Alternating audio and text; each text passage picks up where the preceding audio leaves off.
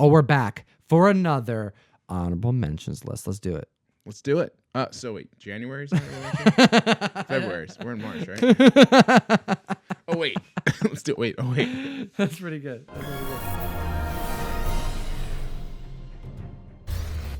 And we're back. We're back with another list because we got honorable mentions to cover. For February. February. Don't forget that R. February. February? It's a short month, but this honorable mentions is deep. It is deep, dude. It is deep. It is a freaking deep hole of really cool books. It is. That's right. And we actually are covering it courtesy of CBSI, comicbookinvest.com. We do their Hot 10 list coverage every week here on the channel. So hit that subscribe button. You don't want to miss out on our comic book videos. But they also have, additional to their list, 2 honorable mentions that we don't cover, that we wait till the end of the month to compile to talk about today. So we're going to jump into it right now. And we got the guru here for one reason. It's because we got some Golden Age on this list, as we do every month, because it needs to be represented in the honorable mentions and sometimes in the top 10 weekly. That's right. All right, let's jump into it. This is a list of 8 in no particular order. We're going to start it off with number 8. We have the Weirding Willows number 1. This issue came out in 2013. This is the Stanley Artrum Lau Cover D variant. And his art has been skyrocketing over this last year, mostly because of his work on both Batgirl and Catwoman. He's brought more attention to the Catwoman series, I think, than any other artist since Adam Hughes. And this particular book is super low print. It's an independent publisher, and it just doesn't come up often. This is a book that'll come up once every 6 months. And that's why I appreciate CBSI putting it on their honorable mentions list, because they're looking for it. When this book came out, it was very scarce. You didn't see it months on end, but right now when they pop up, the prices have skyrocketed for this title, and we saw prices breaking 200 earlier this last month. So keep an eye out for this cover. It's one of those ones you just got to know. And this is an artist that has been killing it in the industry over this last year. If you can live up to like Adam Hughes' level for Catwoman and Batgirl, then you're absolutely crushing it. Absolutely. All right, what do we got at number 7? Because we got some gold. Mr. Mystery number 12. This book is hot, man. Yeah, like white poker hot, because that's exactly what's happening on this image. A white poker is coming towards a person's eyeball. I mean, this is up close and personal. This person's like sweating. It's expecting it to just penetrate. Oh yeah, it's coming. It's gonna touch that eye, and that's exactly how you feel. That it's gonna poke this eye, and it's uncomfortable. I'm curious. Like, this is something I know in the industry is sought after. Like, specifically eye focused horror. Yeah, injury to eye panels or anything to do with the eyeball is a very collectible market for horror stuff. Interesting. So this book, and I've watched it, and I get asked about this book all the time, is in an enormous demand. Enormous demand. You can't fill it, and the growth on this book has been crazy. So has a lot of horror, including like Black Cat 50 and Tomb of Terror 15. Yeah, those all kind of go together, don't they? Yeah, they just have strong visuals. This is an eye panel, but the other's more like melting face covers. Mystery books have that like gore to them. I remember like issue number 8 has like a corpse that looks rotting. I mean, it's just definitely like another level of just gut-wrenching horror. Yeah, Mr. Mystery's got some great covers. It really does.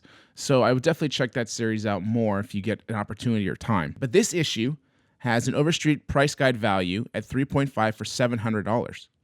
Okay, and a 3.5 sold in 2017 for around $900. Okay. But we just had one sell in 3.5 for $2,600. Yeah, you had to check that a couple times because it's like $2,600. Dang, that's some big gains on that book. Yeah, that's eye-popping. Eye-popping gains. Ooh. Let's take a look at number 6 here, because we have another book that is shooting up. This is a fun one because it actually made the Hot 10 list last week. I like being able to report on honorable mention books after the fact, because this is just a good reminder to have CBSI comicbookinvest.com saved to your bookmarks on your desktop. You got to be following them because we don't report everything they do on the list. The honorable mentions happen once a month on our channel, but they're reporting on this on a weekly basis. And this next book, Marvel Tales featuring the Black Widow number 1, the Jen Bartel 1 in 50 variant, made the honorable mentions list. And when it did, It was this $7.99 cover price book, a very low print, kind of expensive book, went for right around $80. Just last week, we were reporting on books that were selling for above $225. That's some major gains on a book in a couple weeks. And this is because it's low print. It's because it had a high cover price. It's a gorgeous book. And we know that Jen Bartel's covers are ones that are spiking in the community, ones that people are really sought after. And you know what? Black Widow, we know that there's a movie coming. We know that Scarlett Johansson's going to get her time to do a spy thriller, some type of cool movie with her as the main focus. And that's why we're seeing Tales of Suspense 52 spike. That made the hot list a couple times over this last couple months, as well as like other random variants. We know J. Scott Campbell's variant for Black Widow #1 spiking. We have Mirka and Dolfo's 1 in 25 variant spiking. I mean, we got to be keeping out for this character and this book. Yeah, definitely stay abreast of what's happening with these books on CBSI, because if you're ahead of this curve and you can get any extra edge over anybody else already on a limited book, then that's just worth your weight in gold on any aspect. Especially for this next book, because this next one is a Golden Age book. Oh, yes, it is, Tom. Coming in at number 5 is Startling Terror Tales, number 11. Can I just say, Mr. Mystery, Startling Terror Tales. Like, these are so hard to pronounce. I just had to throw that out there. Anyways. Yeah, they're a mouthful. They're tongue twisters. Like, how do these sell? Yeah, Blue Bolt Weird Tales. You know, you have these long extended titles, but the covers are equally eye-popping. Get you in. They do, and this is L.B. Cole classic work. Okay, you can almost classify him. He's like the Steranko of the Golden Age, because you know it when you see his style. Okay, that's just it. It's L.B. Cole, clear as day. So, but for this book, you have a skull spider with these deep, fangy claws and bodies looming and hanging and heads, and it's red. You know, if you're a fan of Zelda and like Scatillas, like this is basically what it was based off of. Like, this is just a terrifying spider.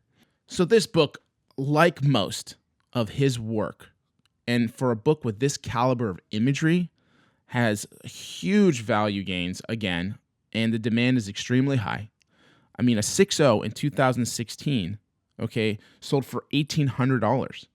Yet, if you check now, a 3.5 just sold for $3,600. Dang. Yeah, there's this like huge resurgence to Golden Age, specifically for LB Cole covers. Absolutely. Amazing. Ooh, what a good time to be alive. We have Doom Patrol making the list. We got Doom Patrol making the screen. We got Brendan Fraser making the screen again. Here we have at number 4, we have My Greatest Adventure number 80, the first full appearance of Doom Patrol. This book seeing some major gains, mainly because of the show. We all know it. The precursor to the X-Men, the world's first strangest superhero team. And with the new show, a lot of excitement behind this book. And some gains behind this book. We have record sales at 3.5s hitting $400. We have 6.5s breaking $800. We have 6.0s reaching near the same amount being listed. I wouldn't be surprised if we're going to see continued gains on this book. The show looks promising. The DC app so far has been a success. A lot of fans of the Teen Titans show, and now that we're seeing Doom Patrol looking like it's going to be a success as well, we got Swamp Thing right around the corner and a number of other really cool DC-focused heroes that are going to be getting their time of day. Yeah, and it's long overdue. I mean, there's been a lot of hype about this team for a while, actually, for the last year or two. You've heard it in the background. It's happening. And really, it's probably undervalued if you think about it long-term wise. I mean, if they can have any success, and really before this show, there should have been already hikes in this book. It's a key. It's a key of a team. So this is great to see. Love this book. Super excited about it. You remember, you got to keep an eye out because we have a couple different runs of Doom Patrol. You have the Silver Age team, and then you have Grant Morrison's take on this run. In Grant Morrison's run, you actually have a lot of these characters that are going to be introduced in this series that made their first appearance there. They're modern books, they're attainable, and they're pretty cheap. Let's go through a couple of them real quick. We have Doom Patrol issue number 19, first appearance of Crazy Jane. Basically, it's a split character, but way crazier. We also have Doom Patrol issue number 26, first appearance of Mr. Nobody. Doom Patrol issue number 36, the first appearance of Flex Mentallo. And then keep an eye out for the Canadian variants of issues number 4 and 7, the first appearance of Shrapnel as well as Karma. Karma is always trouble. unless it's Comic Karma. That's right. Gotta love that comic karma, Jeff. Also, I'm loving number 3 on the list. Coming at number 3 is Fantastic Comics number 6. Another Golden Age book done by Joe Simon for the cover work, who also did number 7. 2 great covers. Okay, and co-creator of Captain America. I mean, this guy's a legend. A legendary artist, legendary writer, a staple in history for comics. Absolutely. So we're seeing a copy of this book sold in 2017 in 2.5 for $1,300. But we just saw a 5.0 sell for $3,800. Wow. Yeah, I mean, these are really tough books. The covers are striking. And before his work, you had Lou Fine and Will Eisner, other legendary artists doing the work. So it's a cool title, great run. Check it out when you get a second. Alex Bloom also did the interior pencil work on one of the stories. And for a while of this comic book, it was actually credited that he did the cover. And it wasn't until recently, like in the last 10 years, the last decade, that we saw Alter Ego issue number 76 publish an interview with Joe Simon, where on page 12, he goes on record to say that, no, that was my cover. So I found that interesting. I went ahead and purchased this interview because I want to read it. And I think we should do an update maybe next month about this book, because I find that fascinating that we're finding out just in the last decade the true first artists of some of these classic covers. Yeah, as comics are becoming more important, just more exposure, it's becoming far more of a important thing to really get things correct. Yeah, preserving that historical record. Yeah, people are really trying to make an effort, extra effort, instead of just assigning it already at this point. Because you'll see it with more than just this book and this title. Other artists, same thing. You look at a title, you figure an artist did one, he did the other. So historically, we've seen some changes in that, which is really cool and great that they're correcting and staying true to what really happened. I love it. I find it also really cool that we're finding out these confirmations in other comic book forms. So I'm excited to bring that to the table. But let's take a look at number 2 on the list here, because we have Snifter of Terror number 4. I personally bought a handful of copies of this because I thought it would be a cool book to send out in the mail call.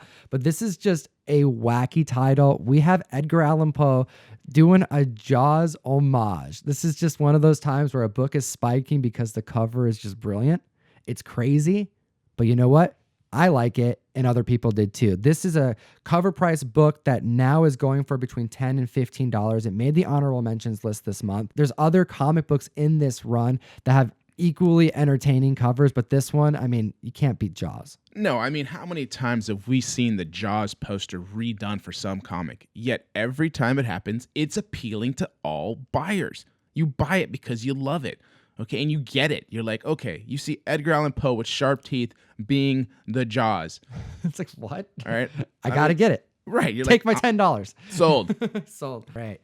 And then we are back to the list at number 1. We're going to end today's list with the Golden Age classic, Guru.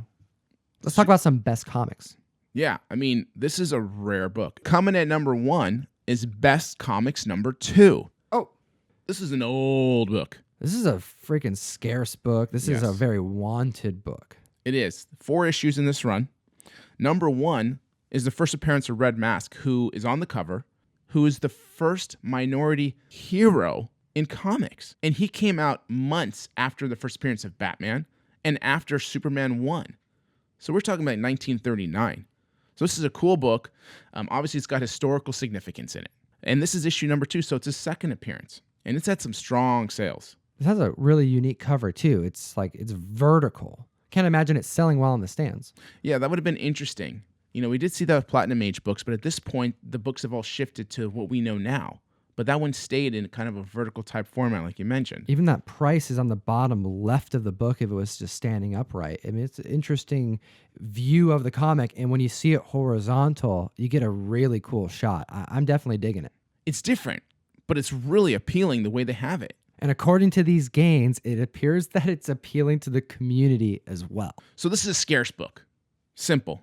Okay. So a 3.5 for this book sold last year for $1,900. Okay. But we just saw a 1.8 sell for $1,700. Dang, that's some big differences in grade for the price. What would you expect a 3.5 to go for in this climate? You know, if a 3.5 came to market today, I mean, there's going to be that bare minimum to buy a book.